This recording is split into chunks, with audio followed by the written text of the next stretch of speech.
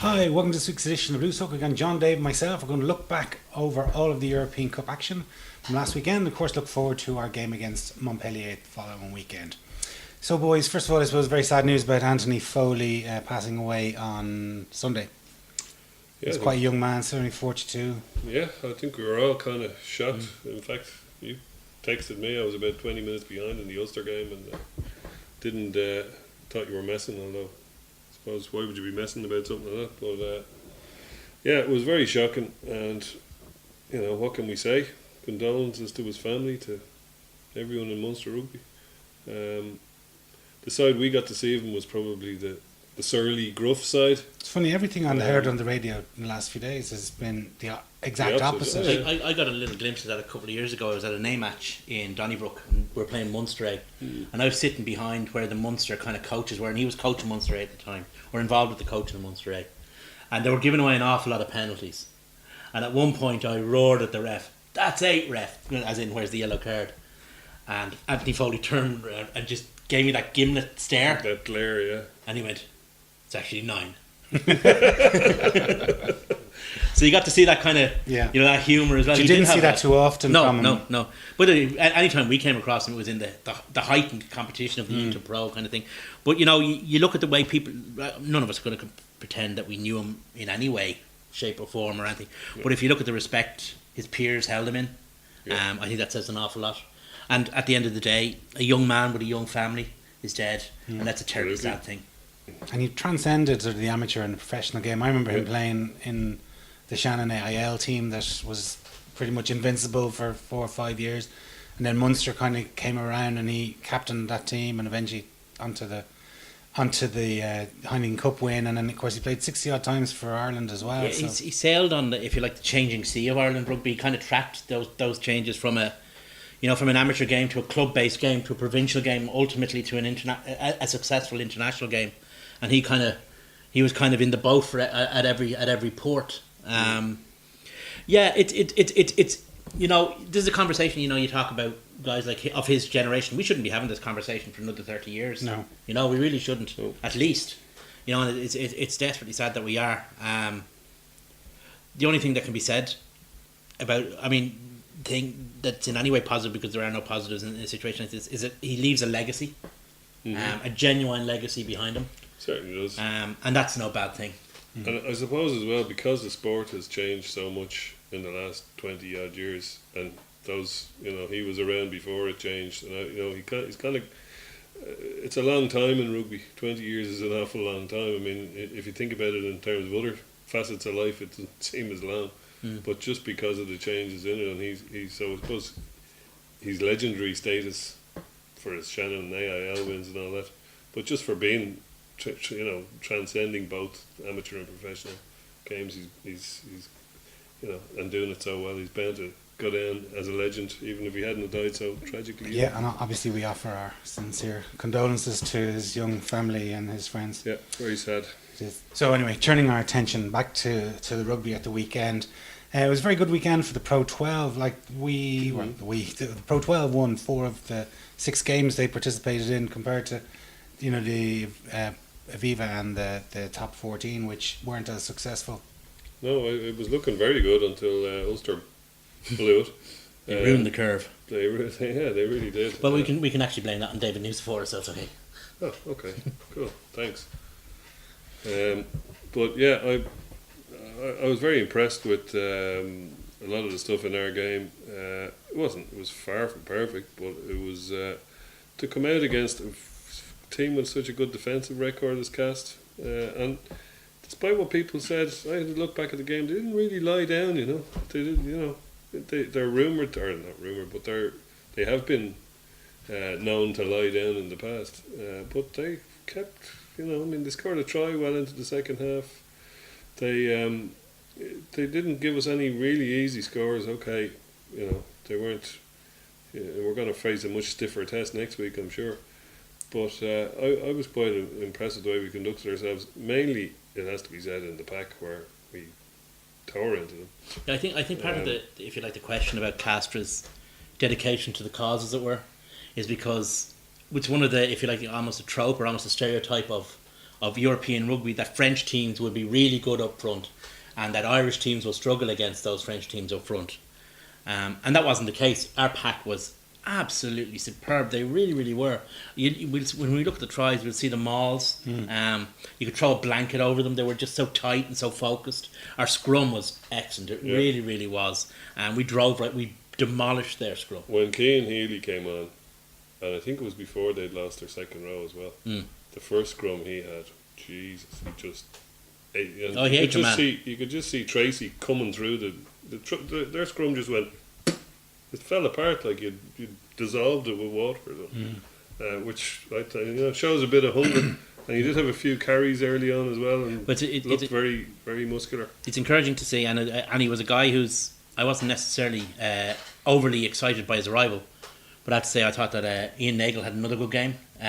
Maybe not the flashy stuff, but we talked last week about them targeting the Castra line-out with two big jumpers, which is what we did. But on top of that, he also delivered big time in the scrum. Held up well in the scrum, yeah. That's something that in the past that we've kind of fallen down on, especially big crucial moments. We've lost very crucial lineouts, and this season, it certainly has been a huge improvement in our lineout. Yeah, all our set pieces, lineouts, kickouts, scrums, if you like, the two official ones and the third unofficial set piece. Yeah, the restarts have been going really The restarts have been really, really good. You wonder if there's, maybe with Lancaster coming in, it's freeing up a little bit more time for Cullen to take back over the charge of the forwards. And one thing you could never accuse the English of is being lax when it comes to detail. And that's something obviously I think Lancaster would. It is something we could ascribe to him. But that's what he's done. I mean, he has that seniority, and he frees up Leo as well. So you've got two guys who can look into things with a certain amount of granularity. I saw a little clip, and I mentioned it to somebody else, and they said, "God, if you're not watching all the matches on TV, it's at half time or when they're in the dressing room. It's Lancaster that seems to be the one laying down the heat rather than Cullen, and it's an interesting kind of." It's interesting to see it, the way that the relationship between the two coaches is developing. Well, I think wasn't Lancaster a school teacher as well. He certainly was involved in a lot of youth coaching before he hit the English setup.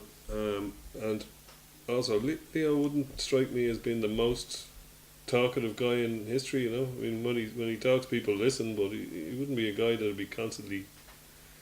Didn't seem to me anyway in his playing days to be that kind of a guy. So maybe that suits. And Gervin Dempsey possibly the same. He wouldn't strike you as a big shouter or a big talker. I said it last week, and it's something in a couple of interviews, a couple of press conferences. If you like, two slips of the tongue. I think we have ourselves a situation where Leo Cullen is director of rugby, and Stuart Lancaster is head coach. I don't think. There might be some finessing or some kind of melding of roles around that, but I think that's pretty much the pattern we've emerged into. And also Leo Cullen is forwards coach, in terms of lineouts and mauls. But doesn't that make such a huge amount of sense? He knows everything to do with Leinster and all the. He knows Leinster inside out, having been here since the 90s, basically, apart from a couple of years. And Stuart Lancaster having come in at short notice, doesn't know all that, so it's perfect roles. Leo looks after all the stuff that perhaps Lancaster isn't as good at or as knowledgeable in terms of Leinster about. So I think that's perfect. I think the pattern has worked out very well. And he's lifted all those responsibilities off, because Lancaster used to get caught in the headlights a bit in the press conferences when he was England manager, and that kind of stuff that he doesn't have to deal with now. So it works well for both of them. I think. I mean, with the exception of the Glasgow game, they're unbeaten. Since Lancaster's come in, and he was only here for a wet weekend. Yeah, I think you're right. Wasn't he announced on the Monday Thursday or something? Was it a Monday? I can't remember. Yeah, no, it was a Monday. There wasn't enough time to make a significant difference anyway. But anyway, we scored 5 tries, got the bonus point. Like, we kind of pretty much ticked every box, especially when you consider our pretty inept performance against Wasps this time last year in the opening fixture. It would not be possible. I mean, obviously, okay, Castra aren't in Wasps class. I mean, that Wasps team has gone on to be a very good team. Probably the most improved team last year, and certainly the best team to watch in the Premiership. They mightn't be the best team, but they're certainly the best team to watch. So I'm not going to suggest Castor are in that class, but the air of competency that was missing last year around the team is certainly back in place. Yeah. And with that has brought an air of, if you like, anticipation onto what was, in fairness, a fairly small crowd. Small but well formed, I would have thought. Yeah, It's just under 14,000 Yeah. at it. Like it's Small only 4. crowd. It's only 4,000 off the capacity. Plus, when you think Cast probably brought over a few hundred, a maximum a few hundred fans. I'd say I think it's on 2. Well, I certainly saw a few walking into the ground. But point being, they didn't take up any of a very small percentage of their allocation. So it's a tricky sell to sell a French game. You know, The other side of that is when we were doing slightly better, we were selling that game. I mean, Oh, yeah. I've looked at past and we were getting 18-1, 18-2 for that game. So obviously, I mean, you can't deny that the crowd. But I'll tell you, if we keep playing like that, and you know They'll be back. that good feeling around the place, it'll build the same way Yeah. it built before. And isn't it nice to see that even at our, to a certain extent, I don't want to use the word lowest, but near enough, that we still have that. I mean, there was a time when we were building a ground with a smaller capacity than our disappointing attendance last week, and isn't that a good thing to see? well, I remember the match. I think directly before it was after the Munster match in Croke Park, and before the final in Edinburgh. I can't remember who he played, but it might have been Glasgow, and Glasgow were poor, Scarlets perhaps, and it was way below 13,000, and people were scratching around trying to get tickets for the final, and you know they wouldn't turn up. At Funny enough, is you were saying after the Munster match, I was thinking you were going to say the Munster match in 2006, because we played Ospreys in after Munster in 2006, the following week to Black Sunday, and I was actually watching that match the other day. I found a file of it. So there was a very good night out in the Lansdowne Rugby Club, if you remember that's afterwards. right, yeah. Check it. Came into it to talk to the assembled great and good. Well, anyway, why don't we rattle through the 5 tries that we got? First one, obviously, Cronin started the ball rolling.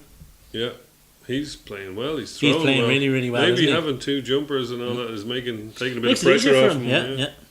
Yeah. But he's been dead straight on all it, and there's a lovely score, muscular score from Mr. Cronin. Now you'd have to say Cass didn't offer a lot of resistance in Maul defence. In fairness, if you set a maul right and you do it right, I mean, it's It indefensible. is hard to defend. Indefendable. but That's the one area that I would, they got quite a lot of turnovers in the game. Actually, I noticed when I watched it back. It's the price you pay for not engaging in the breakdown the way we were. Sometimes you do lose the ball. But that was a nice shape. I mean, they try and steer towards the touchline, but we weren't having it. We weren't having it. We let it break off and keep going straight. Yeah.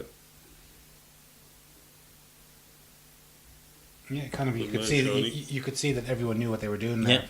Yeah. And And as if that wasn't enough for him, he was He's at it getting again. greedy, so he is. well, I thought he was going to get in It's for a lovely his little hat-trick. kick. Lovely little kick from Issa there, actually. Yeah. He had a great game. Yeah, he was. We'll come back. We'll come and talk about Issa. Get some tissue paper. Yeah, he's exceptional, isn't he? Oh, So again, straight as a die, and around the back. Then that ball, and you have Dev there, humping it forward Last and week, directing it. last week we said, "Are we This Fiji in disguise?" Disguise, Now we look yeah. a bit more like Leicester in their glory days.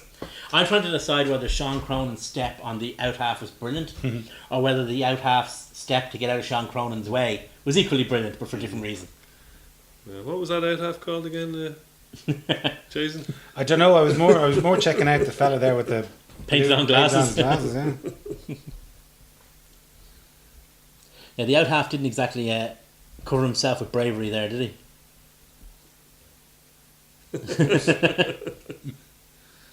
He's going for the ankle tap. He's going for the Peter Stringer there. I mean, he was already on the ground by the time Cronin reached him. He slipped, in fairness. We'd be charitable, so. But, He did very well to get over anyway. he did enough to get across the line. Kept Which his is momentum going. pretty impressive. He's a regular little show pony, Shawnee. And oh look, it's There's a another team line developing. out. It's another line out. How did that happen?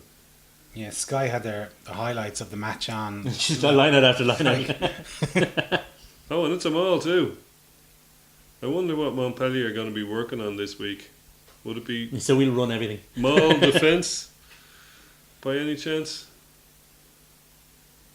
If Cronin had held onto the ball there, he could have He nipped was around in, to the yeah. right. I He's think got a there's not hat-trick. going to be too many stock Jack McGrath powered by Ty Furlong. Exactly. You know,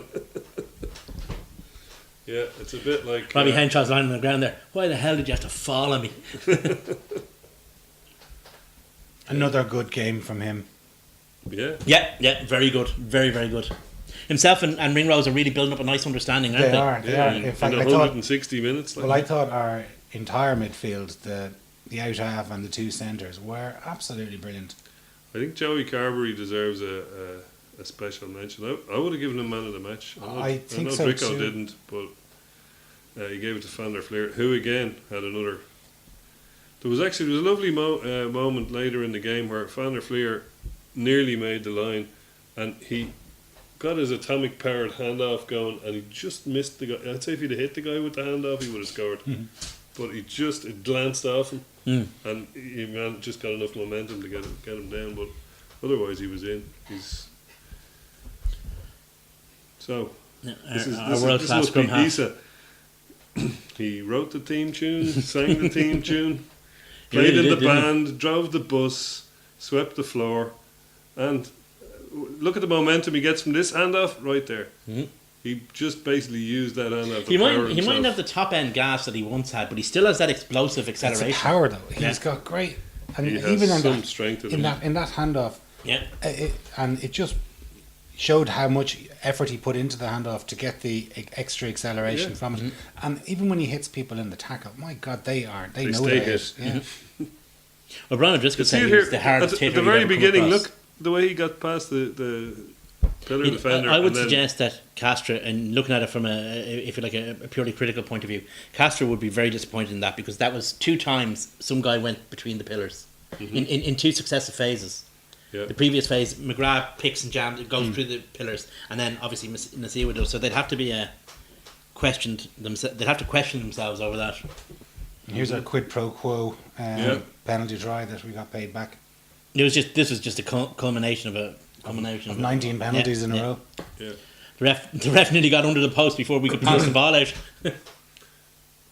I was impressed with their 8 actually at the back of that retreating scrum. He came away Yeah, with the no, in ball fairness, no, quite I'd a have to few say times. that, yeah. That scrum was in all sorts of trouble, and he got that ball He off the came back, out, yeah, yeah. no credit where credit's due, absolutely. I agree That's a with you. real skill. I mean, Yeah. Heaslip is very good at it. Yeah. You know, dealing with when you're going backwards, dealing with ball, like and you know, and It's also one of- keeping it in like he was doing there is the a bit ability of a skill. the ability to manage the ball at the back of a scrum is the forgotten skill of the number 8.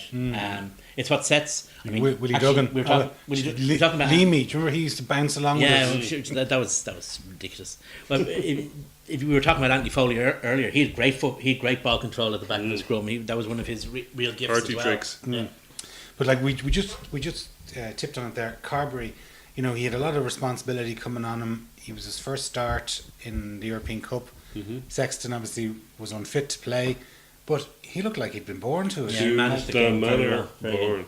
There was To the manner one. born, There was just one unbelievable. side-footed up and under that dropped on a sixpence for Rob Carney. Yeah. It was- that was just And unbelievable. there was another chip through that he was in midfield and he chipped it over the winger's head Yeah. and it bounced pretty much into touch in front of the, Yeah. the terrace where we were, and it was just inch perfect, like, and it just gives you a pack. When you get up out of a ruck and you see that your out The half ball landing. has had shit ball to deal with, but manages to gain 40 metres and Mm-hmm. it's a line out, 15, 20 metres from their line. A lot of people It's won't fantastic. take this as praise, but I genuinely mean it as such. He reminds me an awful lot of Danny Cipriani. Danny Cipriani, before Before night clubbing. before he discovered the demon drinking women. If you remember we played England in Twickenham, Yeah. and Danny Cipriani walloped us up and down the pitch. Eddie O'Sullivan's last game. Yeah. 08, yeah. And Carberry reminds me of that kind of complete player who can not only play the Ronan O'Gara game, but can also play the Carlos Spencer game. Yeah. And more importantly, knows when to play each. Oh, That's the like, important thing. You know, without That was what Cipriani was on the road to being. Never quite reached it.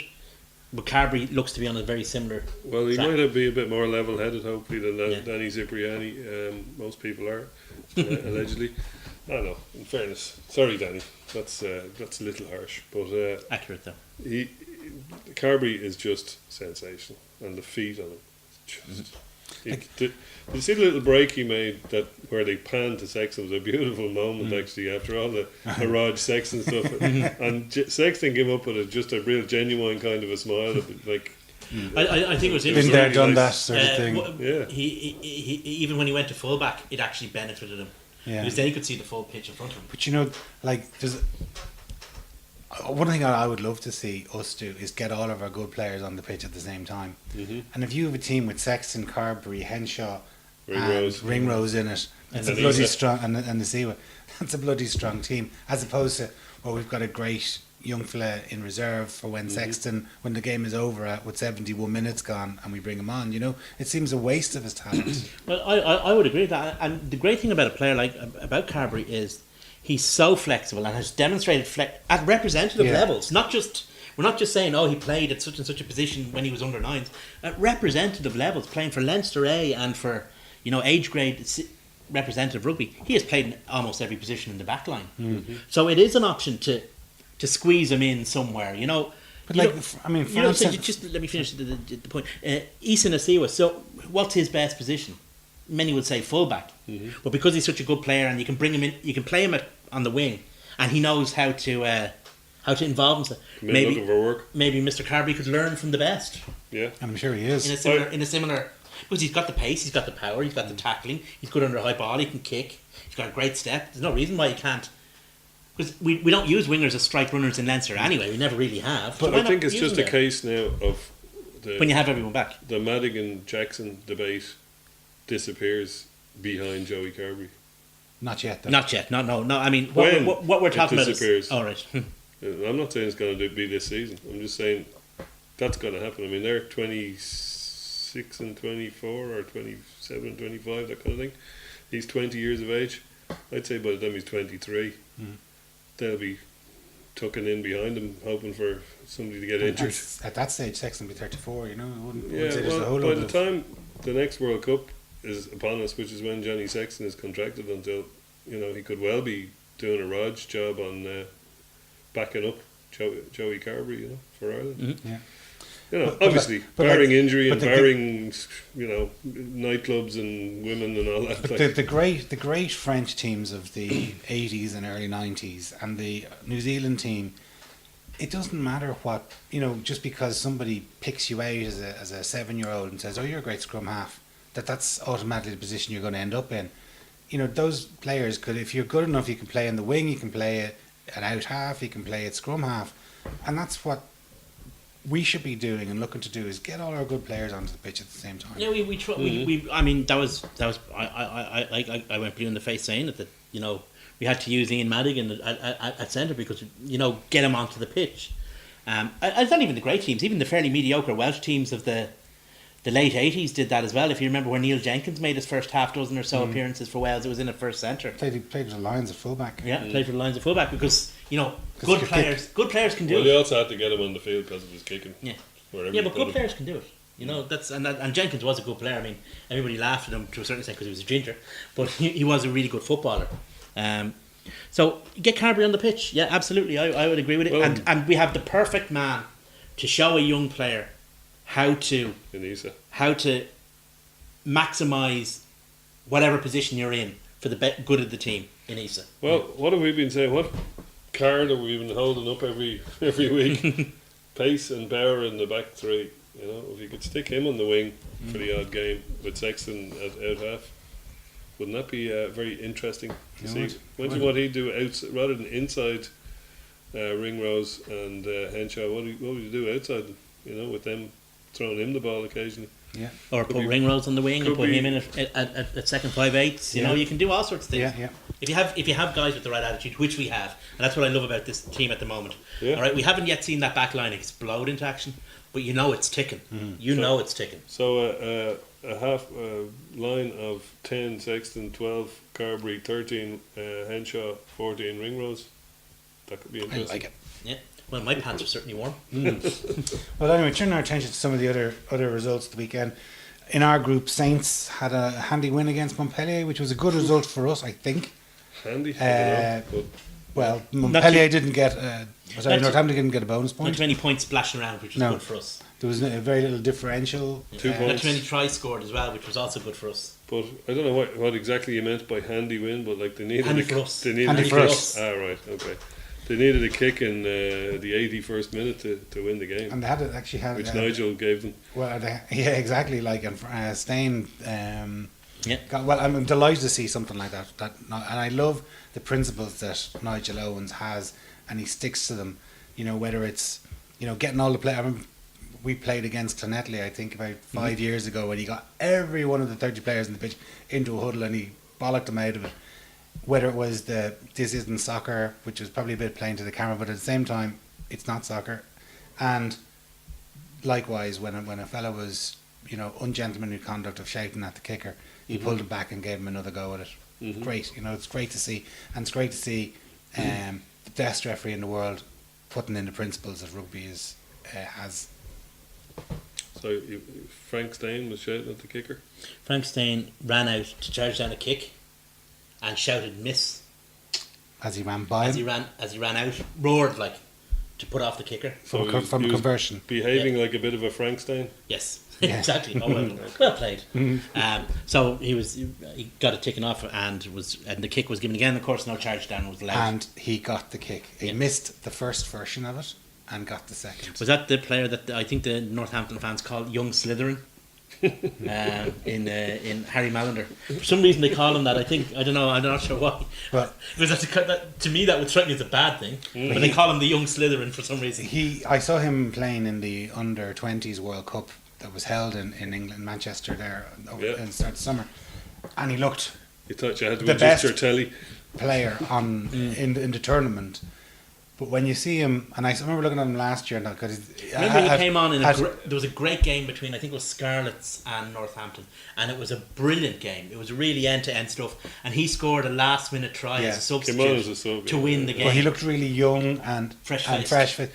Oh God, he needs to be minded, otherwise he's going to get broken up. And he's Look, obviously by done. the time he's 40, he'll have no hair. But he did an awful lot of weights over the summer. You could see he's bulked up, and now he looks absolutely. He's about Spot on. 6'4" and He is. Yeah, he's a big. bit like he a is, brick he is. shit I mean, and house. his father wasn't a small man either. Those of us who were old enough to remember Jim Allender playing. He was always very unlucky, I always thought, in terms of the old England Caps, recognition. yeah, exactly. Yeah. I thought he was a very fine fullback. Well, I suppose the weekend got off to a great start from Pro 12 point of view, with Glasgow knocking over the Leicester Hammering them. Tigers Yeah, giving him a good going over as well.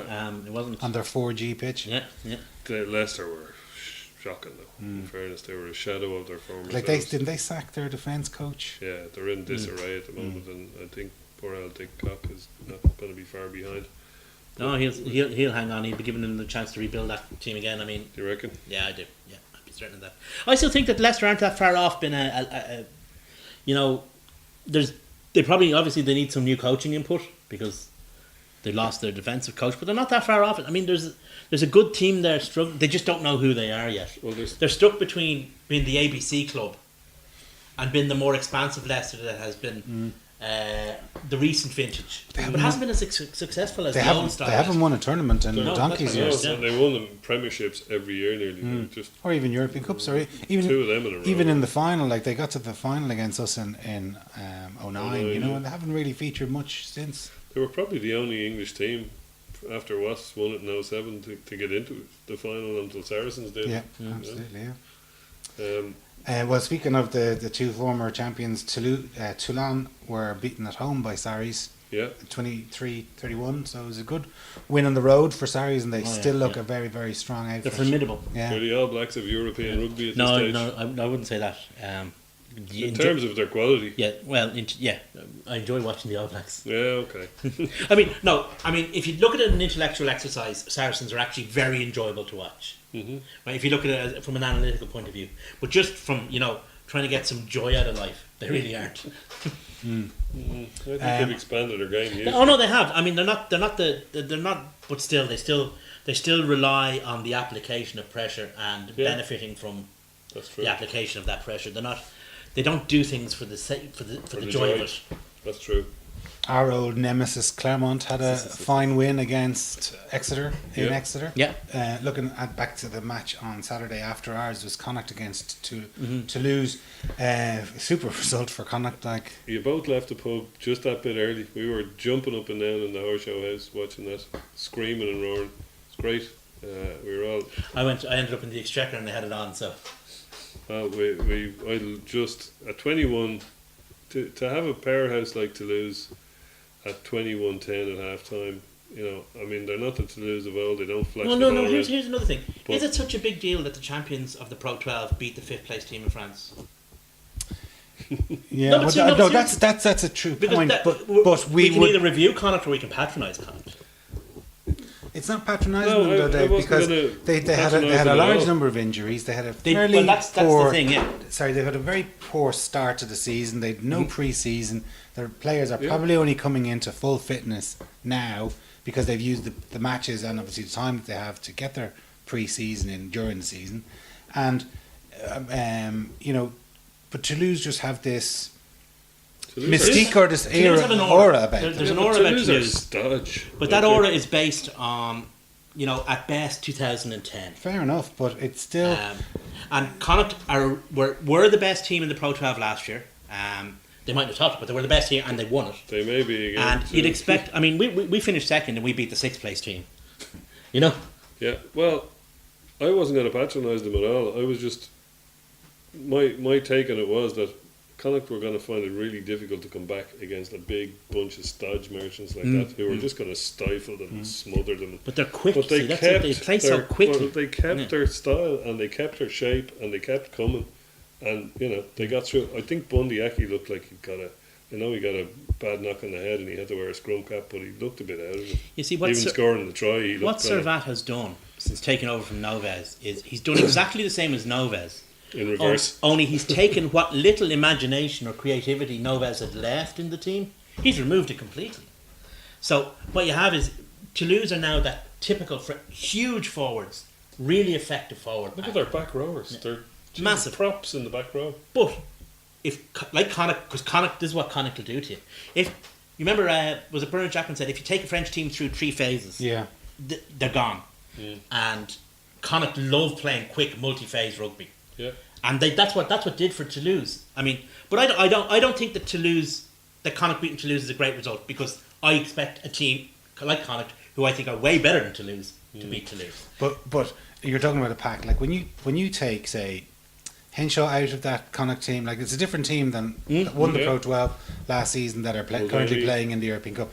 You take, Well, Downey's a big loss, I think. yeah, exactly. So I was going to say you take out Muldowney from the forwards and you take out Henshaw from the backs. You also throw in a few injuries of their more notable players currently, and then you also throw in that we've always been brought up to learn or to know that forwards win matches and the backs decide by how much. And when you have a pack that's been absolutely smashed to smithereens, and every time you pack down in a scrum, it's 3 points against you, as we saw in Bath last year when we ultimately lost that match because we couldn't scrummage, that you would have expected the bigger pack to steamroll Exactly. Well, smaller one. I don't think they were smashed to smithereens. I think that they were cracked. I think that they were bent. I think that they were pulled out of shape, but they never broke. The Connacht, that's the thing. I mean, Connacht actually are. Yes, they are missing players, but you look at their backline. Their backline is pretty much full. Oh, yeah. First choice now. I mean, the only one who's missing really was Healy, and okay, they were missing some guys in the pack, but they had some very important guys there in the pack. So I would suggest that the way Connacht will be looking at this game will be about the bonus points.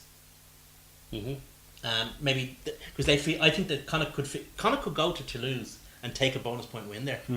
Well, it'll be the last game, and Toulouse could well be Out of it, toast. I think Connacht's regret at the end of this group may be that bonus point. Well, I think our Connacht are in Zebra next. Yeah. Yeah, so therefore the back-to-backs are between Connacht and Wasps. Yeah, because everyone's going to pick up That'll be bonus. scary. Everyone's going to pick up a bonus point against Zebra. You'd have to assume. So Connacht may worry about the bonus point that they. I think that the bonus point that they lost the opportunity for a bonus point with Toulouse. And that might be the one that you know that they have to worry about. But I think that they will get one in Toulouse because, like I say, like I was saying earlier about Jackman, Connacht can take you not through 3 phases, but through 13 phases and through 23 phases until they have you where they want you. And we saw that in the quarter-final of the Challenge Cup last year, where Connacht were, I think they had Grenoble, and they should have won that game. Yeah. You know, they kind of threw it away, but at stages, Grenoble, just even though they have, you know, everyone talks about the budget and blah, blah, blah, they looked like they just couldn't match them, they couldn't keep up with them on the pitch because of the amount of phases and broken field play that they were able to string together. When they do that right, and now, I mean, they didn't have Carty available to them last week. Last year, that was a huge loss. Carty is the guy who sometimes can go, hold on lads, it's time to kick the ball. He's the guy who puts shape on what the rest of them do. And Ronaldson inside him as well, actually. Having him back is a huge bonus. He kicked the winning conversion, didn't he? Having Ronaldson back is huge. Carty looked a bit not amazing with the boot from the place ball. Like, you know, kicks at goal weren't great. He missed a few. It's a hard place to kick, though. Even if you're even if you're used to practicing there, it's a hard place to kick. Well, Ronaldson managed from the touchline, which was pretty neat. But anyway, But yeah, so I think that it's going to come down to bonus points between. It's who's going to take the most bonus points off Toulouse between Wasps and Connacht, apart from what happens between themselves. yeah, it's very hard to see Connacht beating Wasps either at home or away, or very many teams. You never know, though. You just never know. Connacht get their full 15 on the pitch or full 23 on the into the stadium. You never know. Wasps are the one team though that, you know, They can do everything. They're the team who will be kind of inimicable to Connacht style. Exactly. We'll see in December. They can go toe to toe on the fancy. They might beat them. They might beat them over in Coventry, but you know, playing them down in Galway might be a different kettle of fish. Anyway, There's nothing Connacht like more than some fancy boys like James Haskell riding into town, you know, and getting sent back with his camera tripod between his legs. He can mix it though, you know. No. He's not exactly a fancy boy. well, He can get stuck He in. went to Winchester, didn't he? Yeah. Ulster had an opportunity to win the game in Bordeaux, Oh, to get a losing bonus point in Bordeaux, and they Stop. came away with neither. They shot themselves in both feet. Let's just put a bit of historical context in this. Does anyone remember Ulster's game away in France last year? yeah. What happened? They didn't play Pienaar and Jackson in the No. first half, and they It was this game in reverse, wasn't it? yeah. It's like they stuck in the tape from last year's game and you played it in Backwards. rewind. Yeah. Yeah, that was. I don't know how they got out of jail, and in fact, I think the bonus point try that they didn't get last year knocked them Cost out of the them, yeah, competition.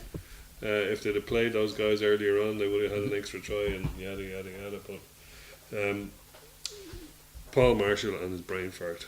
I mean, I know. he's But it's probably- not just like that's just one incident, right? And the match doesn't revolve around one guy making a huge Absolutely, mistake. he But- didn't lose but- them the game. But hold on, He lost Oh, the bonus point. He though. lost. he lost in bone points at the very end. But Ulster had more chances than not to win that game, especially in the first half. They were all over them, and they couldn't convert. And this is another example of Ulster being chokers and not able to convert their I don't think opportunities. they're chokers know because about I that. don't think the team is good enough to choke. Fair Do you know what I enough. mean? Okay. A choker is a team that's good enough to win and doesn't Yeah. because of their own. I don't think actually. I think that the Ulster team might, if this had been 2012 and you said chokers, perhaps this Ulster team is not a patch on that. You It's said it last week. They've got Best and Henderson. yeah, That's the ball Well, Henderson carriers. is exceptional. He Yeah. is absolutely but brilliant. they've 2 ball carriers up front. That's it. Not just in the team, in the entire squad, in the organisation. They've 2 guys. Now, okay, Sean Reedy I thought actually did quite well last week, but I mean there's a big drop off between Best. He's a good player. He's a Not good great player, not a great player. There's a big drop off between him and Henderson and Best. But you can't go to France with only 2 lads in the pack. You just can't. It's as simple as that. But they had the game won in the first half. They had they should have, that game should have been over at half time. And then I don't understand, unless Pienaar is injured, why take him off? Apparently he was carrying a knock, and there's like the injury report today. You know, today was injury report day. Was that he might be okay for Saturday. Okay, so he was. But here's the thing: that's the future for Ulster rugby. Yeah. Well, for the So moment. Mark. For the moment, Oh, they're Stealth Yeah, flag. but They maybe have to. They have next to get season someone. you never know. That they guy could. is not good enough to be a But lead scrum half for France. I was watching that and I couldn't believe there Not was even there good was enough to be a scrum half 3 for minutes 3 minutes to go. He could have taken 2 minutes to wind down the clock to take the kick, and they would have got their losing bonus point. There was the minute on the clock when he took the thing, and that would have killed the clock. That would have killed the thing. It was when Paul Marshall did the brain fart. Yeah. It was 72 minutes, I think. No. There was the one at the very end, right at the very end, But were on they, 80 minutes. No, it was, No, were they- There was a couple of minutes to go. It where was he 79. refused to, Yeah.